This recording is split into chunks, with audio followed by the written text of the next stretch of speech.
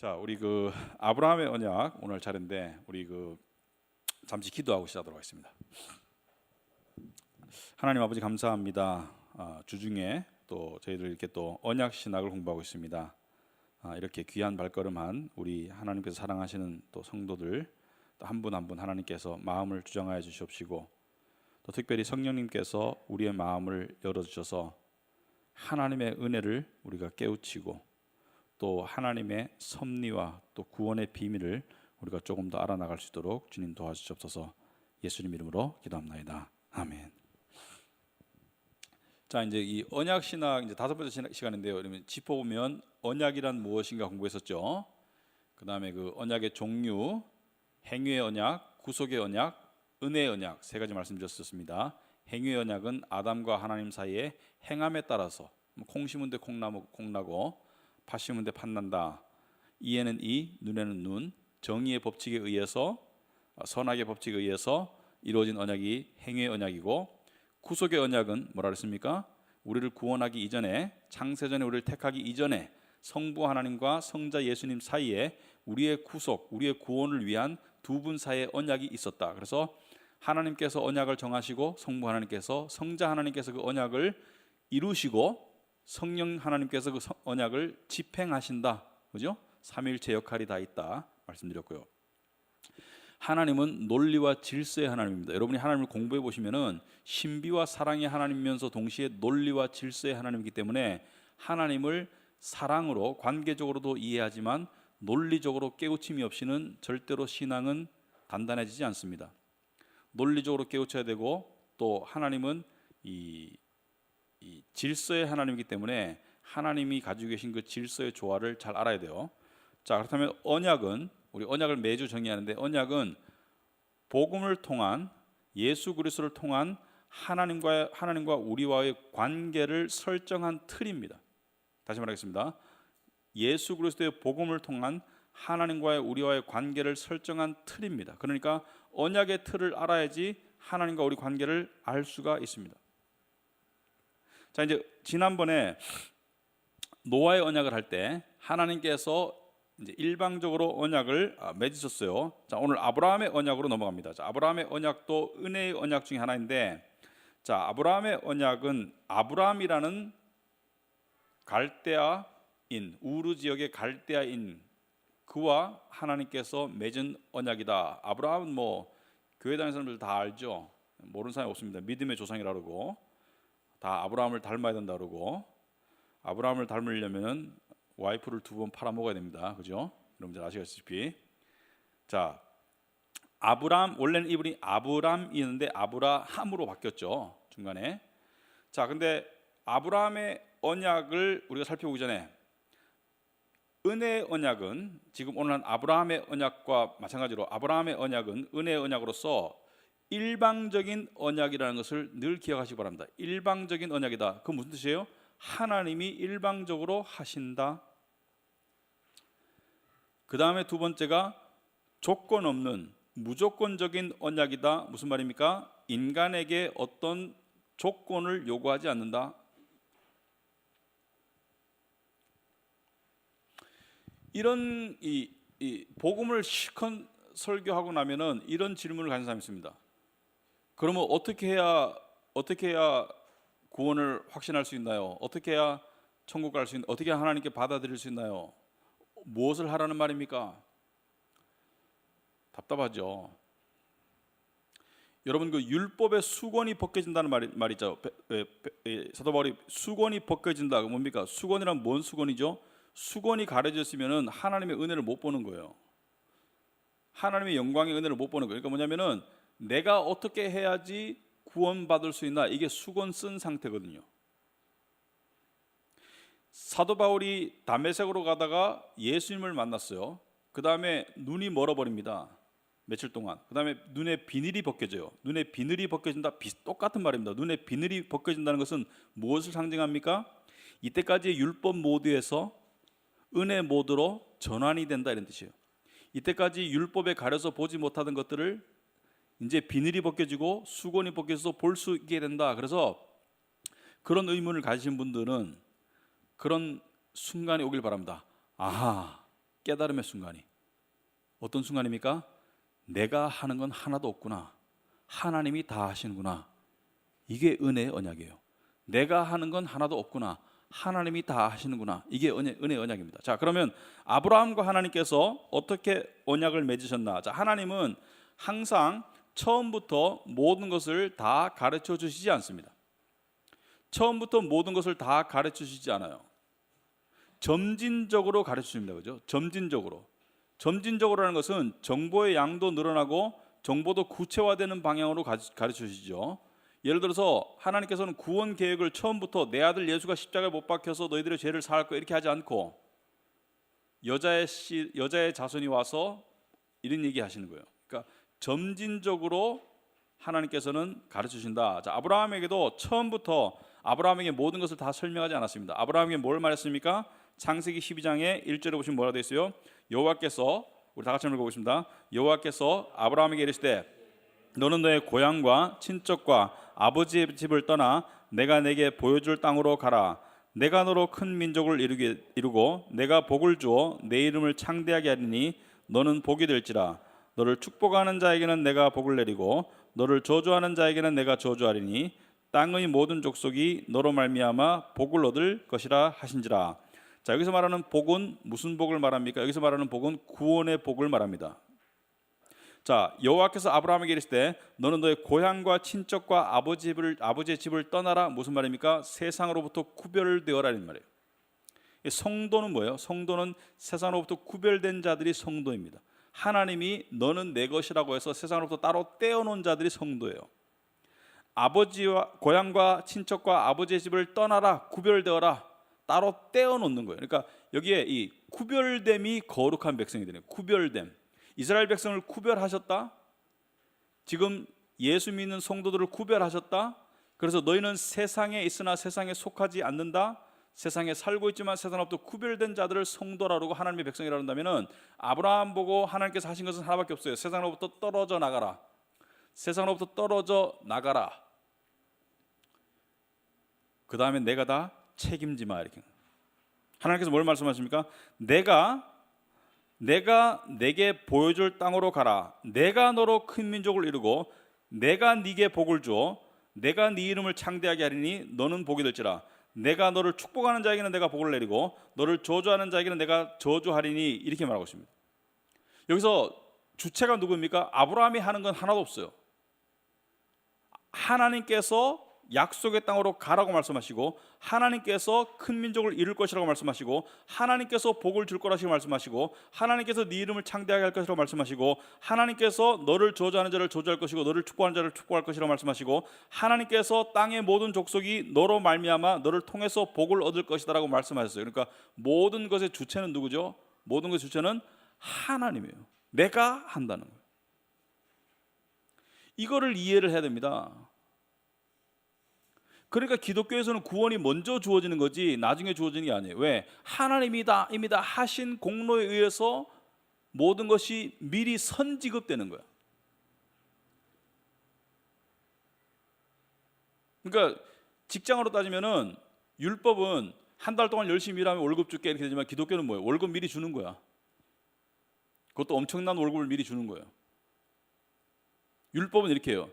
네가 열심히 하면은 300만 원, 열심히 안 하면 100만 원, 아주 열심히 하면 400만 원 줄게. 기독교는 뭐예요? 그냥 일하기도 전에 첫날 10억 줄게 이런 거예요. 이 기독교예요. 이해가 됩니까? 기독교는 선지급이에요. 그 다음에 일은 뭐예요? 그 다음에 일은 너무 감사하니까 그냥 하는 거야. 그런데 중간에 조금 농땡이 부린다고 10억 뺏어가지도 않아요. 이 기독교예요. 이걸 은혜라 그래요. 일방적이다, 무조건적이다. 하나님이 다 하신다.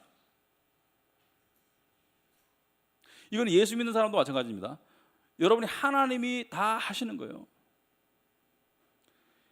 이거를 확대 적용하면은 여러분의 삶의 일거수일투족이 여러분의 결정과 여러분의 노력이 들어가진다면은 큰 그림은 하나님이 다 하시는 거예요.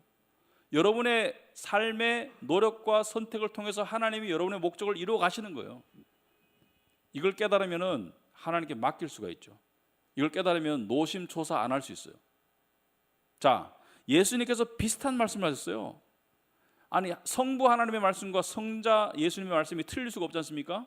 예수님이 뭐라고 말씀하십니까? 요한복음 15장 보십시다. 요한복음 15장 16절에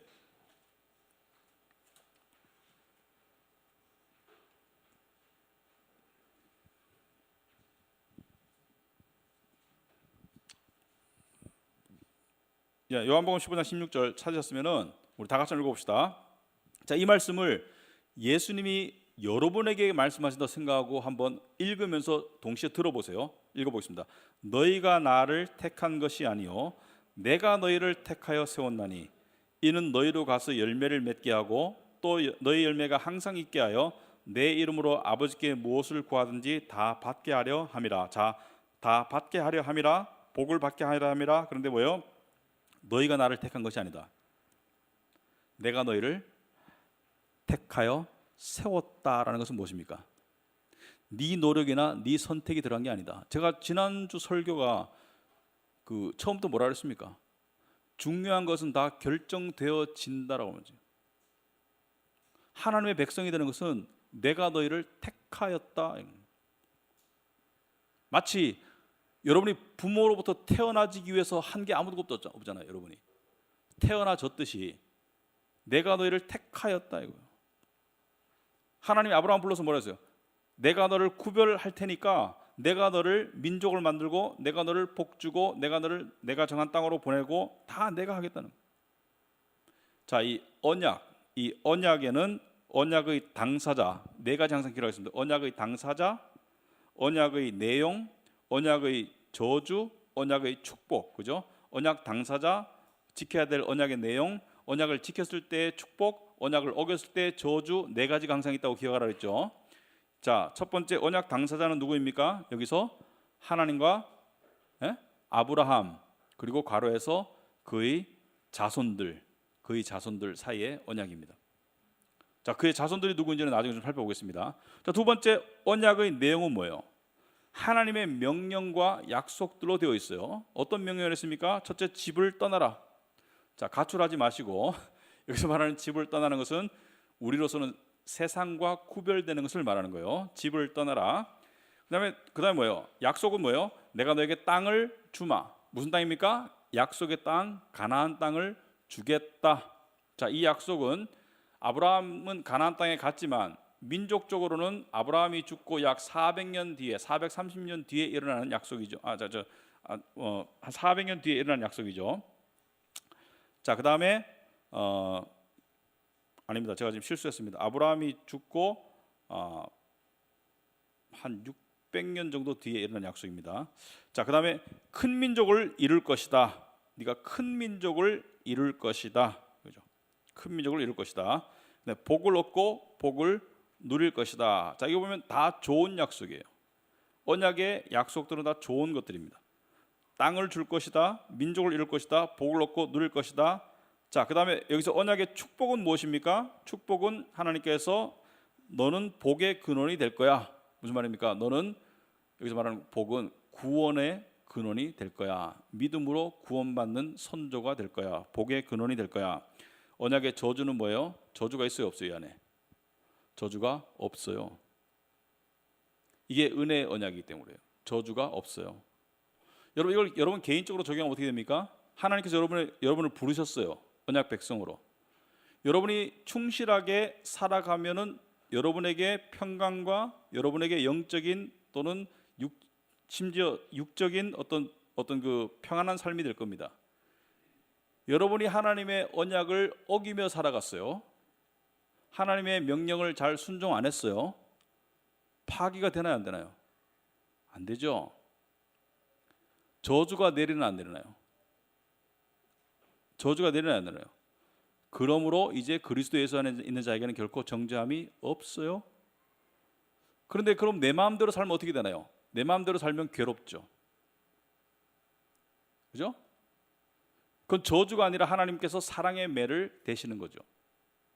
저주는 뭐예요? 저주는 관계를 절단하고 그냥 완전히 그냥 벌 주는 게 저주라면, 언약 백성은 관계가 절단 안 되는 상태에서 자식이기 때문에 아비가 징계하지 않는 자식이 있겠느냐? 하나님께서 징계를 하시죠. 그죠? 그렇지만은 저주는 없어요. 이게 은혜의 언약입니다. 저주가 없습니다. 자, 이 아브라함과 하나님께서 12장에서 처음 나타나셔서 갈대아 우르 지방을 떠나라, 집을 떠나라 언약을 맺으셨어요. 언약을 맺으시고 이 언약의 내용을 말씀하시고 난 다음에 언약식은 15장에서 이루어집니다. 여러분 15장은 언약 제가 처음에 설명할 때 설명을 드렸었어요. 짐승을 쪼개놓고 그 사이를 지나가신 그 기억나죠? 짐승을 쪼개놓고 원래 누가 지나가야 돼요? 언약 당사자 둘 다 지나가든지 아니면은 아브라함이 지나갔어야 맞죠. 왜냐하면 저주받을 거는 언약을 어기는 이 가신 쪽이니까, 이 낮은 자 쪽이니까 아브라함이 지나가야 되는데 누가 지나갔습니까? 하나님이 지나가셨다. 뭐예요? 네 언약 어김에 대한 저주를 내가 당하마. 십자가에서 그 언약이 이루어졌죠. 자, 그런데 이 짐승을 쪼개고 하는 광경 속에서 제가 뭘 말씀드렸습니까? 언약은 피에 의한 결속이다. 기억나시죠? 언약에는 피가 따른다. 왜? 언약 파기에는 피를 봐야 되기 때문에. 언약 파기는 죽음이기 때문에. 그래서 우리와 하나님 사이의 언약 파기에 대한 죽음을 누가 대가를 치르셨다? 예수님이 대가를 치르셨다. 그러므로 이 언약은 파기될 수 있다 없다? 파기될 수가 없다는 거예요. 여러분 이게 얼마나 복된 겁니까? 우리와 하나님 사이의 언약이 파기될 수가 없어요. 모든 죄의 싹은 사망인데, 우리를 위한 단 한 번의 예수 그리스도의 십자가의 죽으심의 제사를 통해서 우리의 언약 파기에 대한 모든 대가가 치루어진 거예요. 여기서 우리 성인들만 모였으니까 제가 조금 너무 낯뜨고 하지 마시고 제가 수업 시간에 들은 이야기를 하나 하겠습니다. 결혼은 언약입니까 아닙니까? 아니, 그러니까 하나님과의 언약은 아니지만 결혼이 언약입니까 아닙니까? 결혼도 죽음이 뭐라 했어요?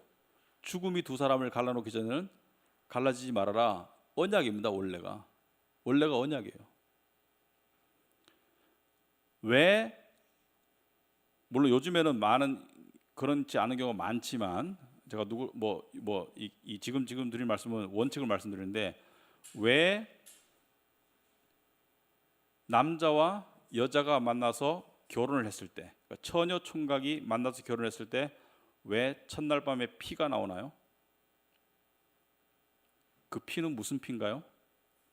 왜 하나님께서 하필 피가 나오도록 만들었을까요? 처녀막이 터지면서 피가 나오잖아요. 의학적으로 왜 피가 나오도록 만들었을까요?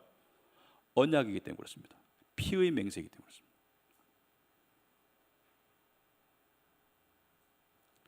그래서 결혼해서 언약식이 치루어지는 거예요. 첫날 밤에 피를 보면서. 요즘은 심지어 좀 문화가 그게 고리타분하고 구태의연하다 이런 시각도 있는 것 같은데 하나님이 보시기에는 아름다운 겁니다. 언약이 제대로 치루어진 거예요. 그래서 결혼해서 첫날 밤을 치르는 것이 그게 세상 사람들한테는 어떤 의미가 있을지 모르지만은 물론 우리에게도 어떤 그 자식을 낳는 의미도 있겠죠. 물론 모든 부부 관계가 임신으로 연결되진 않아요. 또 부부간의 어떤 만족도 될 수 있겠죠. 하지만 가장 근본적인 의미는 뭐예요? 가장 근본적인 의미는 언약식입니다. 그리고 그 다음에 모든 부부 관계는 뭐예요? 언약의 재확인인 것입니다. 언약식이고 언약의 재확인인 거예요. 그래서 하나님께서 어떤 부분에 피를 보게 하는 이유는 피를 보게 하신 데는 그 이유가 있는 거예요. 자, 그렇다면은 아브라함과 언약식을 하시고 난 다음에 하나님께서는 이 언약의 징표를 주세요. 이 징표에도 피가 들어갑니다. 여러분 그 노아와의 언약에서 징표가 뭐였죠? 무지개였죠, 무지개. 자, 아브라함과 언약에서는 창세기 17장을 한번 보겠습니다.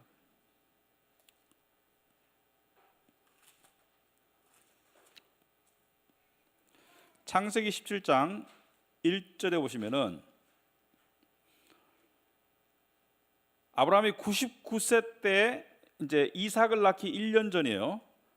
여호와께서 아브라함에게 나타나서 그에게 이르시되 나는 전능한 하나님이라 너는 내 앞에서 행하여 완전하라 내가 내 언약을 나와 너 사이에 두어 너를 크게 번성하게 하리라 하시니 내 언약을 나와 너 사이에 두겠다라는 건 뭐예요? 파기될 수 없는 축복의 통로가 되는 언약을 하나님께서 계속 지탱할 때니까 너는 복을 계속 받거라 이런 얘기입니다. 얼마나 놀라운 말씀이에요. 여러분이 언약 백성이잖아요. 하나님께서 그 언약을 여러분 앞에 두시고 뭐예요? 너는 천국까지 이 언약에 의해서 인도될 것이다 이런 얘기예요. 절대로 너를 중간에 버리거나 놓치지 않을 것이다. 왜? 이 언약이 서 있기 때문에. 누구에 의해서? 예수 그리스도의 피에 의해서 서 있기 때문에. 아브라함이 엎드렸더니 하나님이 또 그에게 말씀하여 이르시되 보라 내 언약이 너와 함께 있으니 너는 여러 민족의 아버지가 될지라 쭉 말씀하시고 난 다음에 하나님이 또 9절에 아브라함에게 이르시되 그런즉 너는 내 언약을 지키고 내 후손도 대대로 지키라 너희 중 남자는 다 할례를 받으라 이것이 나와 너희와 너희 후손 사이에 지킬 내 언약이니라 너희는 포피를 배워라 이것이 나와 너 사이의 언약의 뭐라고요? 표징이니라 그랬어요. 언약의 징표다. 언약의 징표로 뭐예요? 할례를 받아라. 자, 여자는 할례를 받을 수가 없어요. 남자만 받을 수 있어요. 하지만 여자는 남자에게 따라가는 문화였습니다. 집안의 남자를 따라가는 문화이기 때문에 남자가 대표로 할례를 받았던 시대인데, 자, 할례는 여러분 잘 아시죠? 남성의 성기에 표피를 잘라내는 거예요. 끝에를. 그래가지고 이 피가 납니다. 그러니까 피를 보는 언약이에요. 언약의 표시예요. 그래서 할례를 언약의 표시로 주셨어요. 그래서 이스라엘 백성들은 할례를 받아야 됩니까? 안 받아야 됩니까? 할례를 받아야 되죠. 태어난 지 8일 만에. 모세가 미디안 광야로 도망갔다가 이스라엘 백성의 영도자가 되기 위해서 80살 돼가지고 다시 애굽으로 돌아갈 때 모세가 아들들 데리고 가다가 모세가 죽을 뻔했어요. 왜? 할례를 안 했다고. 아들들 할례를 안 했다고. 그래서 당장 할례를 하잖아요, 그죠? 그만큼 할례는 중요한 거예요. 그래서 할례는 오늘날은 뭐 포경수주라 그러죠. 그걸 하는 사람도 있고 안 하는 사람도 있고 하는 민족도 안 하는 민족도 있고 한데 원래 유래가 어디서 난 거예요? 원래는 할례가 없었어요. 할례가 이스라엘 백성에게 나온 거예요. 언약의 징표로. 그렇다면은 신약에서는 언약의 징표가 뭐예요? 할례와 대등한 언약의 징표가 뭐예요? 세례입니다. 세례가 언약의 징표인 거예요. 자, 그렇다면은 구약의 모든 하나님의 외적 백성들, 그러니까 이스라엘인들은, 유대인들은 할례를 받았습니까? 안 받았습니까? 할례를 받았어요. 심지어 그 집에 사는 이방인도 받았어요. 그러면 모든 할례 받은 사람이 다 천국 갑니까? 모든 유대인들이? 그렇진 않아요. 왜? 내적 믿음을 가지고 있어야 돼요. 마찬가지로 신약의 교회에 다니는 모든 가정의 자녀들은 세례를 받습니까? 안 받습니까? 장로교가 왜 유아 세례를 하나요? 바로 할례와 비추어서 언약 백성이, 외적 언약 백성이기 때문에 세례를 주지만은 모든 세례받은 자녀들이, 그렇게 되면 좋겠지만은 다 하나님의 내적 자녀가 되나요? 안 되나요? 안 그런 경우도 있어요. 내적 믿음은 또 다른 겁니다. 그렇지만 외적인 세례를 받은 사람은 어떤 은혜가 있습니까? 교회 안에서 하나님의 말씀을 듣고 성령을 맛보고 공동체 속에 속할 수 있는 그런 은혜가 주어지는 것이죠. 그래서 구약의 할례와 신약의 세례는 언약의 징표다. 옛 언약의 징표는 할례이고 새 언약의 징표는 세례다, 이렇게 보면 되겠습니다. 아시겠습니까? 옛 언약의 징표는 할례고 새 언약의 징표는 세례이다. 세례는 남녀가 다 받게 되겠죠. 그래서 장로교에서는 유아 세례를 주는 것입니다. 우리 교회도 유아 세례를 이제 베풀기 위해서 이번 주 토요일 날 유아 세례 교육이 있어요. 그래서 부모님들 중에 유아 세례에 해당되는 분들은 오셔서 교육을 받습니다. 아무튼지 간에 그러한 언약의 징표를 주셨어요. 그래서 하나님께서는 할례를 받도록 하셨고, 자, 그래서 언약의 내용이 12장이고 그 언약에 관한 언약식이 15장이고, 그죠? 하나님께서는 모든 정보를 한꺼번에 주지 않으시고 뭐예요? 점진적으로 주신다. 맞습니까? 안 맞습니까? 맞죠? 그 다음에 17장에 와가지고 언약의 징표를 주시고, 그 다음에 뭐가 옵니까? 언약의 시험이 온다. 중요합니다. 언약의 시험이 와요. 네가 이 언약을 정말 믿느냐 안 믿느냐 시험이 와요. 순종의 시험이 옵니다. 뭐예요?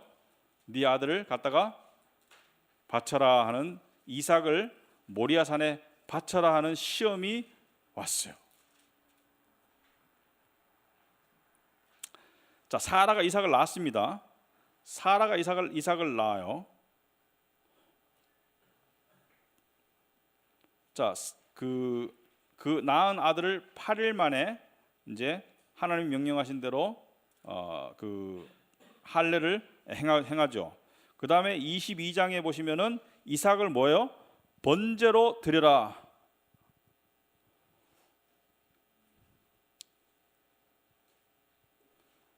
자, 22장 1절에 보면 그 일 후에 하나님이 아브라함을 시험하시려고 그를 부르시되 아브라함아 하시니 그가 이르되 내가 여기 있나이다. 여호와께서 이르시되 네 아들 네 사랑하는 독자 이삭을, 좀 어떤, 여러분 이 언어를 들었을 때 뭔가 생각나는 게 없습니까?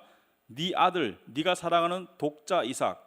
사실 하나님께도 네가 죄송합니다. 하나님이 사랑하시는 독생자 예수 그리스도가 있죠, 그죠?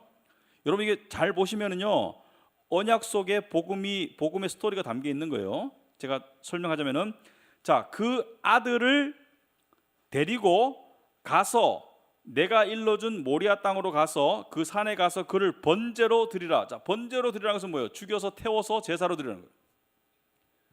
짐승만 그렇게 하지, 이 기독교는 인간을 제물로 드리지 않습니다. 아무튼지 간에 아브라함에게 그 명령이 떨어졌어요. 자, 이게 왜 시험입니까? 첫째는 사랑하는 아들을 바치라니까 시험이에요. 여러분 그 자식들, 부모 가지고 계신 부모들, 여러분들은 자식들 사랑하잖아요, 그죠? 사랑하는 아들을 번제로 바쳐라, 이거 자체가 시험이고요. 둘째는요, 이게 말이 안 되거든요. 왜냐하면은 이삭을 통해, 이삭이 살아 있어야지 큰 민족을 이룰 텐데, 이삭이 죽어버리면 이삭이 지금 장가 안 갔거든요. 이삭이 죽어버리면 큰 민족이 안 되잖아요. 이삭이 지금 10대의 청년인데 큰 민족이 안 되지 않습니까? 이게 헷갈리는 거죠. 하나님이 어떻게 되게 되는 거예요? 하나님이 이 서로 모순이 되는 거예요. 이삭을 통해서 큰 민족을 이루겠다고 하셨고, 그럼 이삭이 살아 있어야 되는데 이삭을 죽여라 하니까 이게 모순인 거죠. 여러분 이럴 때 어떻게, 여러분 그럴 때 있습니까? 살다 볼 때 하나님이 왜 이렇게 하실까 이런 궁금증이 들 때 있어요, 없어요? 솔직히 있죠. 그럴 때 여러분 하나님을 믿고 상황이 아무리 이쪽으로 가더라도 나는 하나님 믿고 이쪽으로 갈 거야 합니까? 아니면은 타협할 때가 많습니까? 아브라함이 이건 하나님의 음성이 아니야. 어떻게 나를 통해서, 내 씨를 통해서 큰 민족을 이룬다고 하셨는데 이삭을 죽이면은 상식적으로, 의학적으로, 과학적으로 말이 안 돼. 그러므로 이건 하나님의 음성이 아니야. 이삭아 가지 말자, 이렇게 할 가망이 많죠. 왜냐하면은 인간의 논리를 완전히 납득이 안 되잖아요. 근데 아브라함이 왜 믿음이 좋은 거예요? 지금 아브라함이 처음부터 믿음이 좋은 게 아니죠. 아브라함은 중간에 2번이나 와이프를 팔아먹으려고 했었어요. 믿음이 좋은 사람이 아니에요. 근데 지금쯤 아브라함이 연단을 받아서 믿음이 숙성되어 있는 거예요. 하나님께서 그걸 시험하시는 거예요. 그런데 이삭을 어떻게 해요? 3절에 아브라함이 아침에 일찍 일어나서 그냥 뭐예요? 주저함 없이 이삭을 데리고 가는 거예요. 주저함 없이.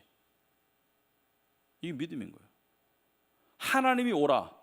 내 상식으로는 납득이 안 되지만 하나님이 오르셔. 이게 믿음인 거예요. 여러분 그렇게 하나님을 믿을 때 상식을 넘어서는 하나님의 역사를 볼 수 있겠습니까? 없겠습니까? 볼 수가 있어요. 상식을 넘어서는 하나님의 역사를 볼 수가 있어요.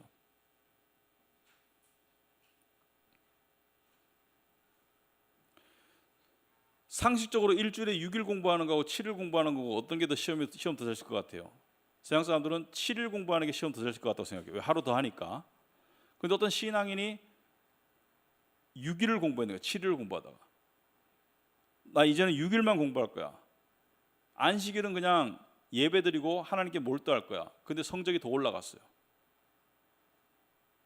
예를 들어서 하나님이 세상에서 봤을 때는 이런 불의를 저지르면 더 빨리 더 좋은 자리로 갈 것 같은데 하나님께서 원하시는 길이 아니야. 그래서 손해보고 그 길로 안 갔어요. 더 잘 되는 거야. 다니엘도 마찬가지고. 이게 신앙의 체험이 없으면 신앙이 안 자라요. 그래서 신앙의 시험은 상당히 중요합니다. 신앙의 시험은요, 더 넓은 빛의 길로 갈 수 있는 기회이지만 동시에 암흑의 길로 떨어질 수 있는 그런 순간이기도 해요. 그래서 이 시험은 상당히 중요한 거예요.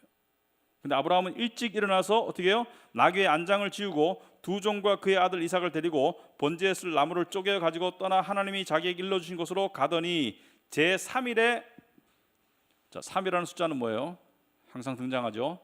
예수님께서 3일 만에 부활하셨어요. 그죠? 3. 자, 모리아산을 멀리서 바라보고 산 이제 밑자락에 왔어요. 그리고 5절에 이 아브라함이 종들에게 이르되 너희는 나귀와 함께 여기서 기다리라.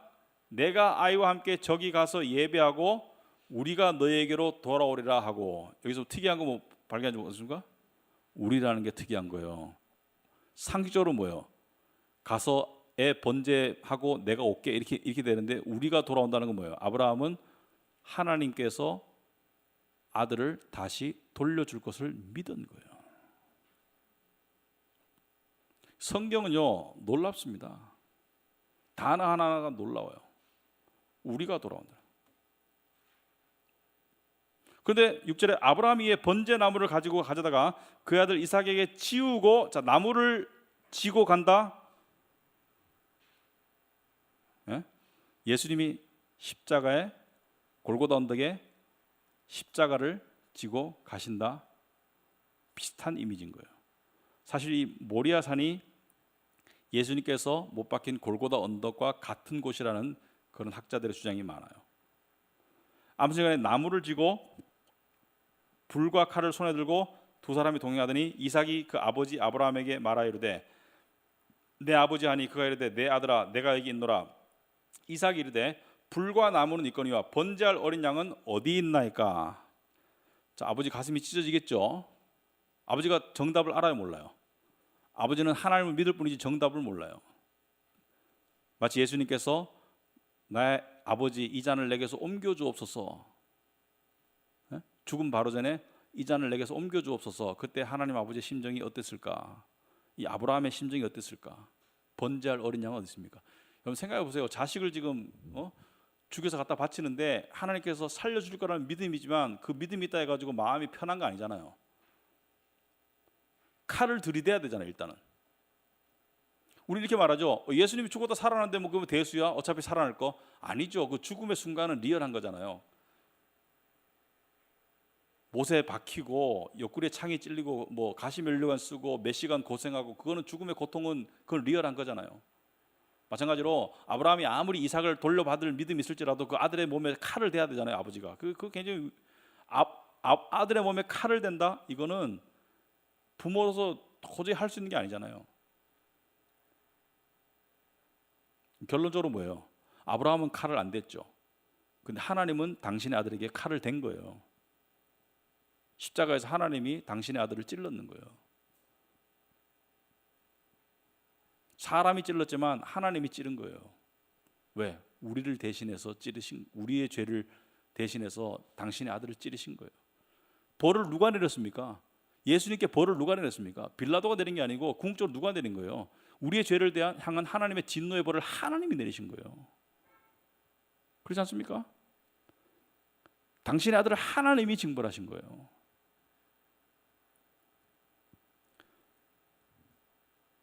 (8절에) 아브라함이 이르되 내 아들아 번제할 어린 양은 하나님이 자기를 위하여 친히 준비하시리라. 어린 양을 친히 준비하시리라. 하나님이 그에게 일러주신 곳으로 이르니라. 이 아브라함이 그곳에 제단을 쌓고 나무를 벌려놓고 그의 아들 이삭을 결박하여 제단 나무 위에 놓고 손을 내밀어 칼을 잡고 그 아들을 잡으려 하니, 지금 아들을 찌르려는 순간이에요. 지금 아브라함은 시키는 대로 다 하는 거예요. 지금 그때 하나님이 막으시죠. 여호와의 사자가 하늘에서부터 그를 불러 이르시되 아브라함아 아브라함아 하시는지라 아브라함이 이름에 내가 여기 있나이다 하매 사자가 이르시되 그 아이에게 내 손을 대지 말라 그에게 아무 일도 하지 말라 네가 네 아들 네 독자까지도 내게 아끼지 아니하였으니 내가 이제야 네가 하나님을 경외하는 줄을 아노라. 아브라함이 눈을 들어 살펴본즉 한 순양이 뒤에 있는데 뿔이 숯불에 걸려 있는지라 아브라함이 가서 그 순양을 가져다가 아들을 대신하여 번제로 드렸더라. 여기서 대속의 의미가 나옵니까 안 나옵니까? 대신하여 번제를 드린다. 누구예요? 이 순양은 누굴 상징하는 거예요? 바로 예수 그리스도를 상징하는 거예요. 순양을 대신하여 번제를 드렸다.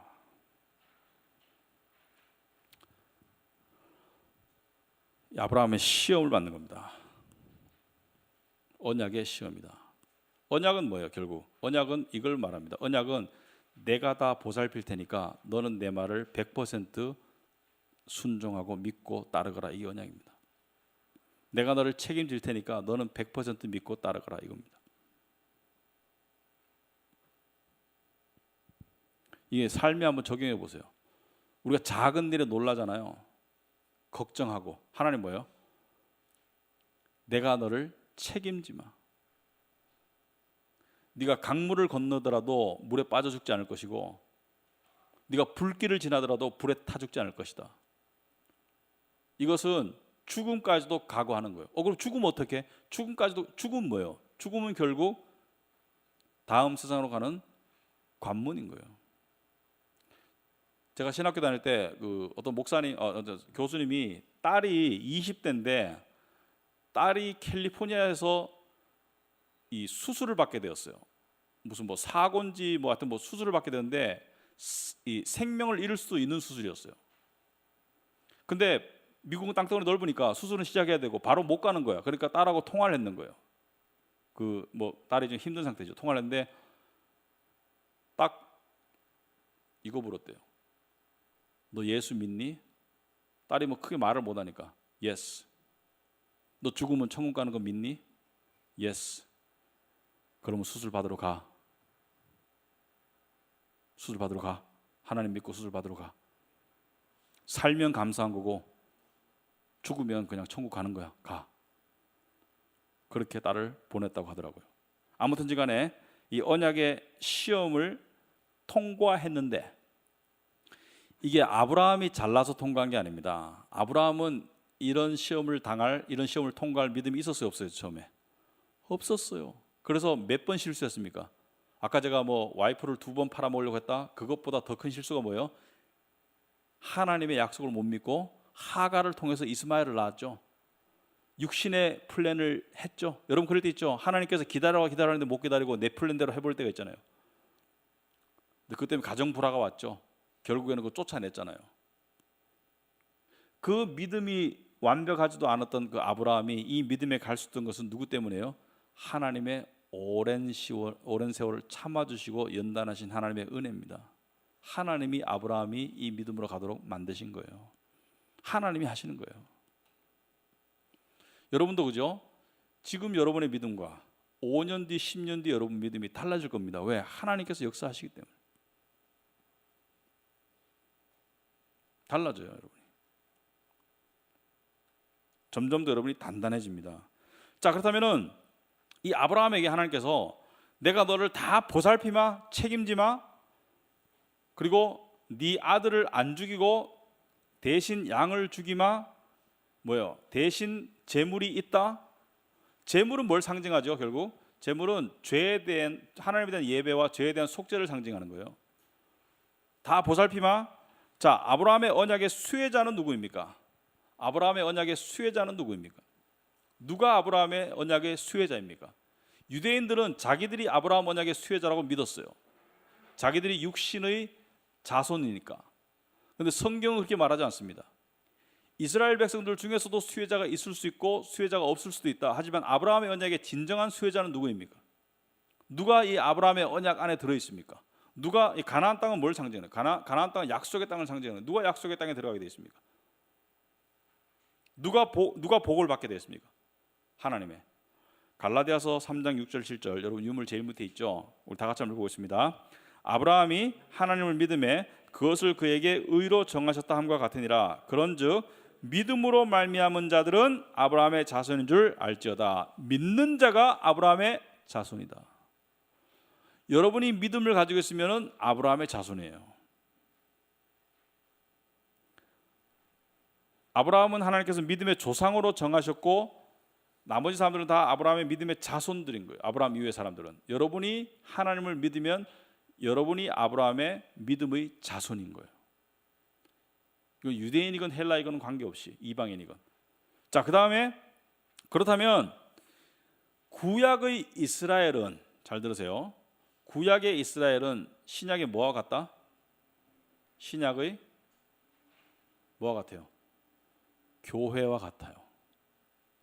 영적 이스라엘이 교회예요.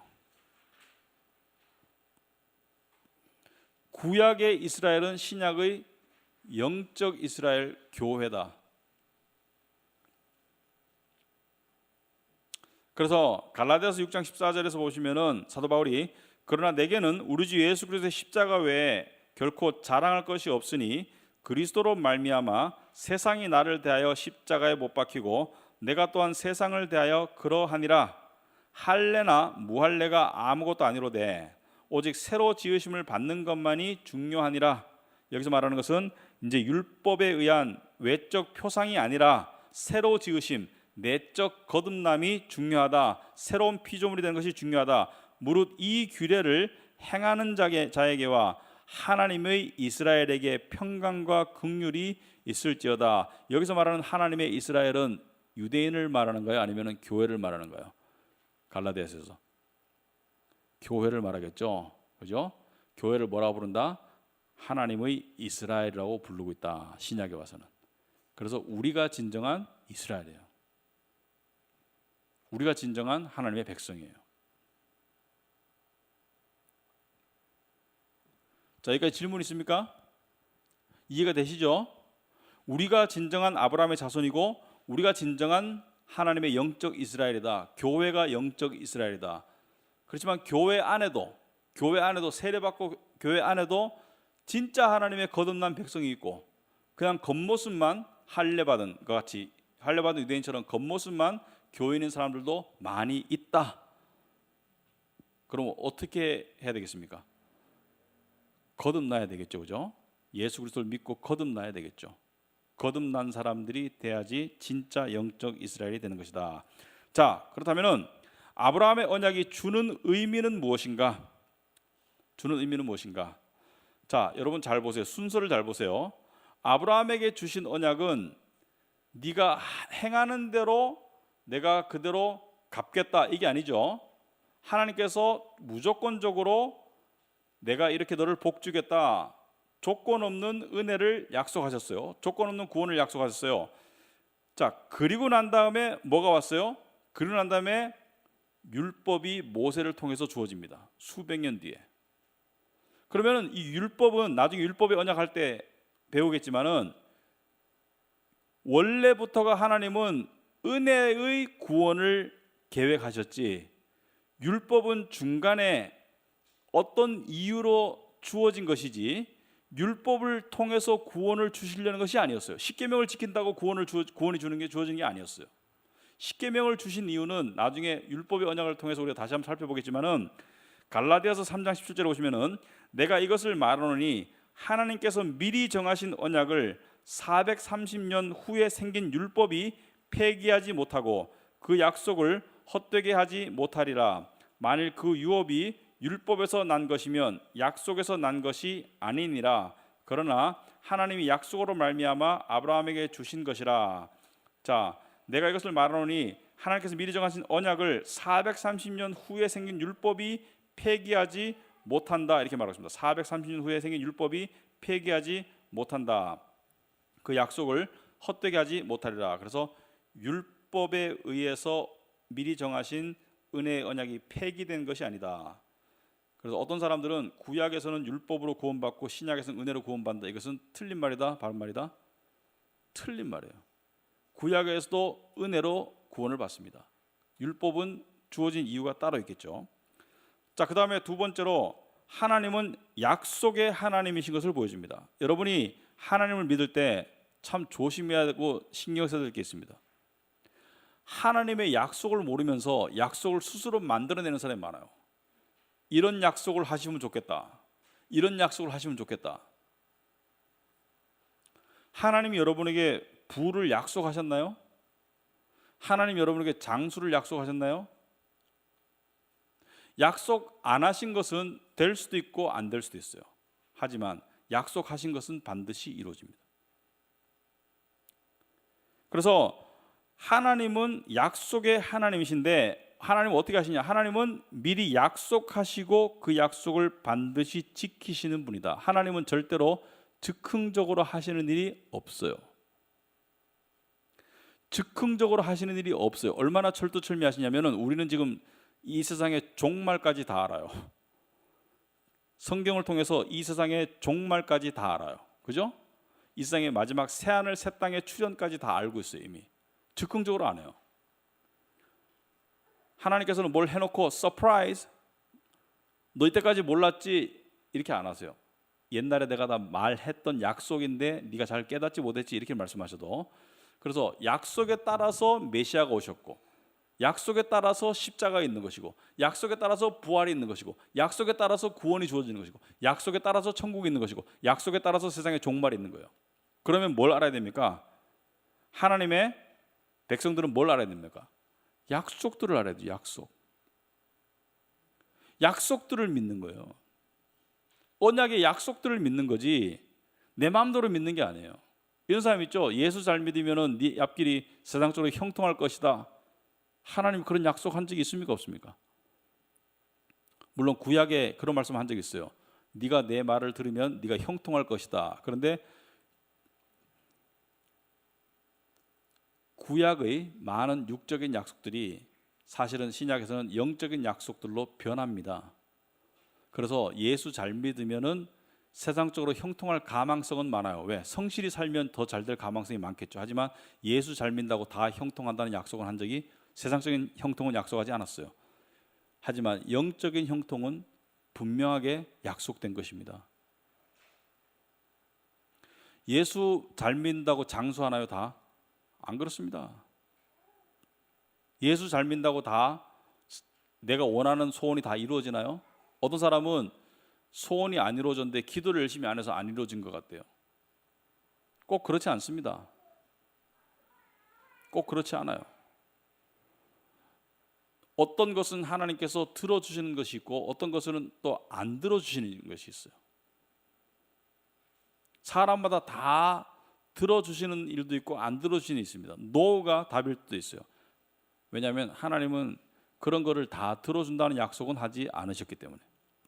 그래서 하나님이 약속하지 않은 것을 가지고 너무 섭섭해하지 마세요. 좀 괴롭긴 하겠지만. 그렇지만 하나님이 약속하신 것은 반드시 이루어진다는 것을 감사하기 바랍니다. 뭘 약속하셨습니까? 내가 너를 결코 버리지 않을 것이다. 내가 너와 항상 함께 할 것이다. 내가 너를 끝까지 책임지마. 내가 너를 구원할 것이다. 모든 것이 합력하여 선을 이루게 할 것이다. 약속하셨어요. 하나님께서 우리 안에 착한 일을 시작하셨다. 그리고 끝날까지 이루실 것이다. 약속하셨습니다. 그래서 하나님의 약속들을 아는 것은 하나님과 올바른 관계를 맺는 데 너무나도 필수적이고 중요합니다.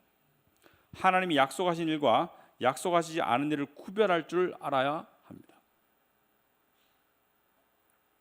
이럴 때 있어요. 뭐 예를 들어서 하나님께서 나에게 이것을 주실까 안 주실까?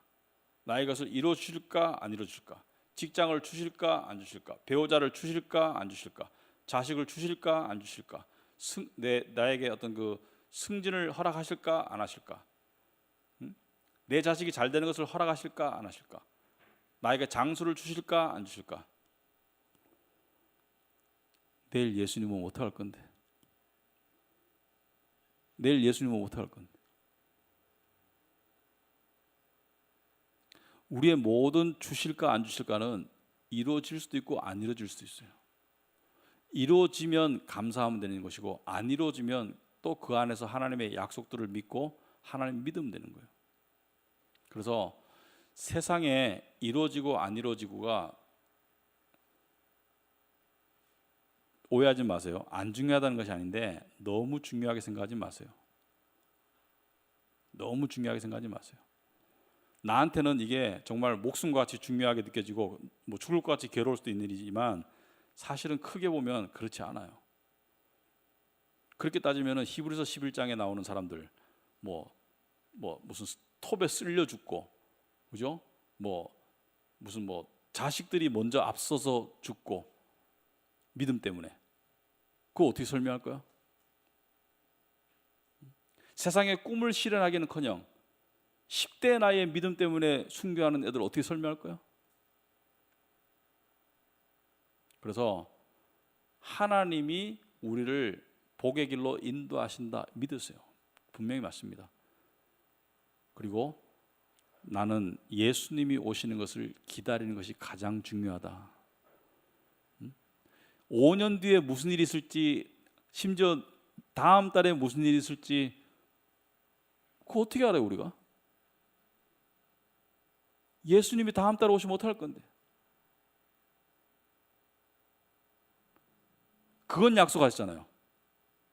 예수님이 내가 다시 올 것이다, 다시 와서 너희를 데려갈 것이다 약속하셨지 않습니까? 그걸 믿는 거예요. 그러니까 약속하지 않은 거는 너무 거기에 큰 비중을 두면 안 돼요. 되면 좋은 거고 안 돼도 감사하다 이렇게 생각하세요. 그렇지만 약속하신 것만 믿어도 충분합니다. 우리에게는 수많은 약속이 주어져 있습니다. 수많은 약속이.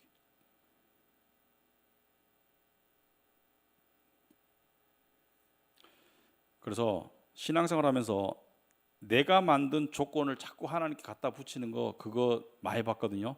이렇게 하시면 제가 이렇게 하겠습니다. 하나님 이렇게 하시면 제가 이렇게 하겠습니다. 하나님은 그런 관계 안 맺었어요 우리하고.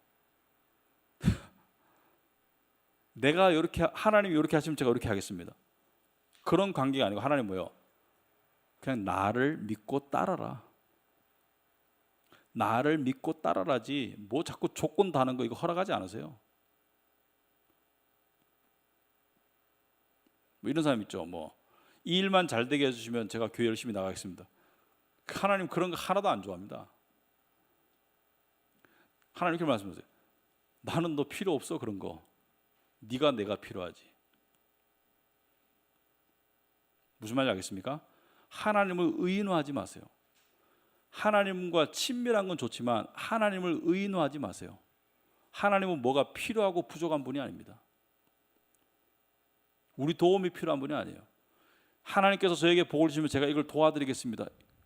그럼 어불성설이죠. 하나님이 우리 도움이 필요한 분이 아니죠. 언약은 뭘 요구하는 거예요? 내가 다 하마. 너는 나를 믿고 따르라는 거예요.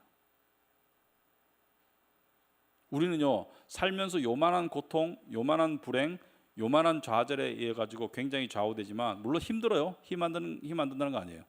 우리 믿음의 조상들은요 심지어 동굴에서 생을 마감한 사람들도 있어요. 믿기 때문에. 믿음 생활하기 위해서 동굴에 들어가 살았는 거야. 왜? 저쪽에는 믿는 사람 죽이고 안 믿는 세상이니까 나는 동굴 가서 신앙생활 하겠다. 그래서 히브리서에 나오는 그런 거 아니에요? 동굴에서 짐승처럼 살았는 거 아니에요? 아니 그런 사람들한테 무슨 세상에 잘된가 출세가 그런 사람들한테 어떤 그 조건입니까? 아니지 않습니까? 그래서 세상에 살고 있죠. 지배를 받습니다. 지배 안 받을 수는 없습니다만은 항상 신앙은 그런 마음 자세가 필요한 거예요. 내일 예수님 오면 어떻게 할 건데? 오늘 내가 신경 막 쓰던 거 내일 예수님 오면 어떻게 할 건데? 다 놓고 가야 되지. 다 소용없는 거지. 땡! 끝. 오늘 내가 그렇게 노심초사하던 거 다 끝이야. 그러므로 그렇게 큰 비중을 두면 안 된다. 하지만 잔잔하게 주어지는 삶의 재미, 그거 좋은 거예요. 감사하면 되는 거예요. 그렇지만 거기에 큰 비중을 두지 말아라. 자, 세 번째, 비록 구약에서는 이스라엘 백성만 하나님의 백성으로 부름을 받았지만 하나님의 원래의 계획은 모든 열방을 구원하시는 것이다. 어떻게 알 수 있습니까? 처음부터 이렇게 말씀하셨어요. 택하기는 이스라엘 백성만 택했지만은 창세기 12장 3절에 뭐라 됐습니까? 땅의 모든 족속이 너로 말미암아 복을 얻을 것이라 하신지라. 땅의 모든 족속이라고 그랬죠. 모든 민족이, 그러니까 흑인, 백인, 동양인, 뭐 미국 사람, 한국 사람, 프랑스 사람, 뭐 독일 사람, 아프리카 사람 할 것 없이 모든 족속이 복을 받는다. 여기 말하는 복은 뭐라고요? 구원의 복, 언약의 복을 말하는 거죠. 그죠? 복을 받을 것이다. 자, 이 말씀을 받아서 성자 예수님이 뭐라 했습니까? 사도행전 1장 8절에 여러분 잘 아시는 오직 성령이 너에게 임하시면 너희가 권능을 받고 예루살렘과 온 유대와 사마리아와 땅 끝까지 이르러 내 증인이 되리라 하시니라. 자, 처음부터 하나님께서 이스라엘 백성들의 선조인 아브라함에게 모든 백성이 나에게 복을 받을 것이라고, 모든 민족이 복을 받을 것이라고 말했는데 유대인들은 뭐예요? 이 복은 우리 거야. 이 복은 우리 거야. 베드로한테 이방인에게 전하니까 나는 못 전해 이렇게 했죠. 하나님 저는 못 전해요. 불결한 이방인들에게 복음 못 전해요. 창세기 12장 3절만 제대로 읽었어도 그런 오해를 안 했을 텐데 처음부터 모든 민족에게 구원을 주는 게 하나님 뜻이었어요. 중간에는 이스라엘 백성만 택한 게 맞습니다. 여러분 감사하세요. 20세기에 태어난 거를. 여러분 10세기에 태어났으면 천국 갈 길이 없어. 여러분이 19세기 이전에 태어났으면 한국 땅에 한국 사람으로서 천국 갈 길이 없어요. 어떤 사람이 이렇게 말해요. 아 그러면 예수 안 믿는 사람 다 지옥 가나? 불공평하잖아. 성경 뭐라는 거야? 네가 누구한테 공평과 불공평을 이야기하냐? 토기장이가 내 마음대로 굽는 거 아니냐? 우리는 불편한 질문들이 있습니다. 크리스찬들로 불편한 질문이 있어요. 이순신 장군은 그러면 지옥 갔다는 말이에요? 네.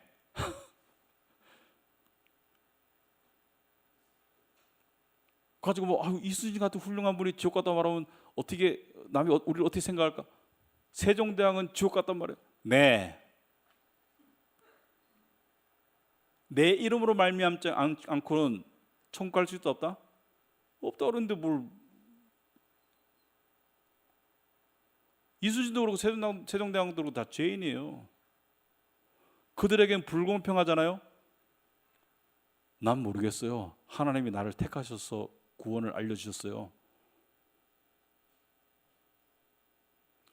여러분이 20세기에 복음을 들을 수 있는 땅에서 태어난 거 감사하게 생각하세요. 이거를 세상 사람들은 이기적이라고 그러더라고. 이기적이라고. 자기들만 구원받으면 된다고. 그거는 심각성을 몰라서 그런 거예요. 여러분이 막 불구덩이에서 막 화재가 났어. 근데 100명이 막 그 건물에 갇혀 있었어. 소방관이 와가지고 해필 여러분을 딱 데리고 나왔어. 딱 라하서하고 용서만 딱 데리고 나왔어. 라하서와 용서가 왜 불공평하게 저만 끄집어내셨나 이렇게 할 거야? 아니지. 일단은 살고 봐야죠, 그죠? 소방관 마음 아니에요. 그 순간에.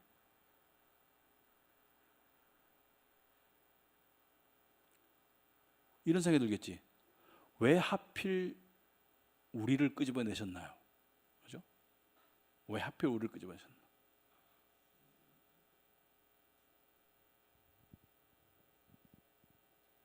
그래서 인간적인 관점에서 보면은 뭐 불공평하니 뭐가 어떠니 뭐 기회가 균등하게 안 주어지니 뭐 어떤 일이 이야기를 할 수 있지만은 제가 뭐라 했습니까? 하나님의 관점에 봐서는 다 죽어야 돼. 그러니까 다 죽여도 하나님이 공평한 거예요. 그죠? 정의에 따르면 다 죽여도 공평한 거야. 그런데 그 중에 일부를 하나님이 살리셨는데 뭐 불공평을 얘기하는 거예요? 죽은 사람, 그러니까 제가 하나님 입장에서 보면요, 구원받지 못하고 지옥 가는 사람은 공평한 거예요. 죄 때문에. 저도 지옥 가는 게 공평한 거예요. 구원 받은 게 불공평한 거예요. 구원 못 받은 게 불공평한 게 아니라 구원 받은 게 불공평한 거예요. 세상 사람들이 봤을 때와 하나님 봤을 때 관점이 달라요. 세상의 관점을 봤을 때는 나 구원 받은 내가 교만인 거야. 뭐 한 게 있다고 구원을 받아 네가 뭐가 잘났다고 구원을 받아? 교만인 거야. 그런데 하나님의 관점에 봐서 뭐예요? 나는 내 노력으로 구원 받을래. 이게 교만인 거야. 네가 뭘 할 수 있다고 구원을 받아 네가. 진짜 겸손은 하나님 앞에 진짜 겸손은 뭐예요? 당신의 은혜로 구원 받았습니다가 겸손인 거예요. 세상의 종교에서는 이것만큼 교만한 게 없어. 네가 뭐가 잘났다고 어떻게 벌써 구원을 확신해? 구원의 확신만큼 교만한 게 없어요. 그러나 하나님 앞에서는 그것만큼 겸손한 게 없습니다. 나는 한 게 없고 할 수 있는 게 없는데 당신의 은혜로 구원 받았습니다. 감사합니다. 이게 겸손인 거예요. 관점의 차이인 거 차이를 생각해 보시기 바랍니다. 다시 말하지만 이 은혜 언약 안에 들어온 게 불공평하게 감사한 은혜이지, 은혜 언약 밖에 있는 건 당연한 거예요. 그 은혜 언약 안에 들어온 그 불공평한 은혜를 받았으면 감사하세요. 좀 감사하시기 바랍니다.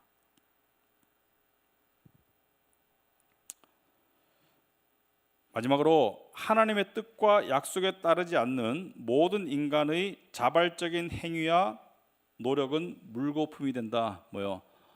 하가를 통해서 이스마엘을 낳았는데 뭐요? 다 쫓아내거라. 다 쫓아내거라. 집안 시끄럽다. 다 쫓아내거라. 이건 또 뭘 말합니까? 믿는 자와 믿지 않는 자는 함께 할 수 있다 없다? 함께 할 수 없다. 물론 같이 일할 수 있고요, 같이 친구 삼을 수 있고 할 수 있지만 정말 친밀한 파트너 관계는 안 된다는 거예요. 적용하자면은 믿는 자와 믿지 않는 자가 결혼하는 것은 그것은 참 옳은 선택이 아니에요. 두 번째로 믿는 자와 믿지 않는 자가 함께 동업하는 것도 옳은 선택이 아닐 가망이 많습니다. 그렇게 한다고 뭐 꼭 죄다라고 말씀드리고 싶진 않지만은 옳은 선택이 아닐 확률이 높습니다. 그래서 결론적으로 말하자면은, 자, 우리는 언약 백성이라고 말할 때 언약 백성은 뭘 말하느냐? 아브라함에 주신 언약을 따라서 언약 백성은 뭘 말해요? 하나님께서 일방적으로 부르신 거예요.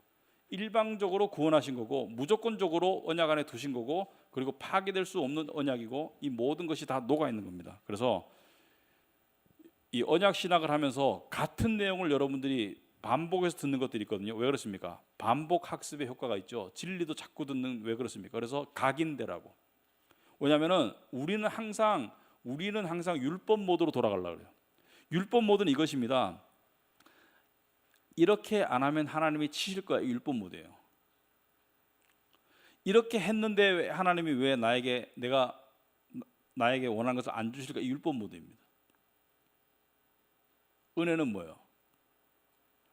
내가 한 게 없는데 중요한 건 다 주셨네. 이거 은혜예요.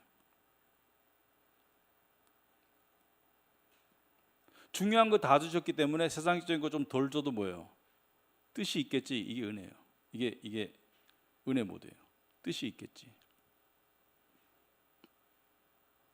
그래서 은혜 모드에 들어간 사람은 이미 결정되어진 영적인 더 영원한 가치가 있는 그러한 것들을 더 크게 바라보는 게 은혜 언약 안에서 자라는 사람의 삶의 태도예요.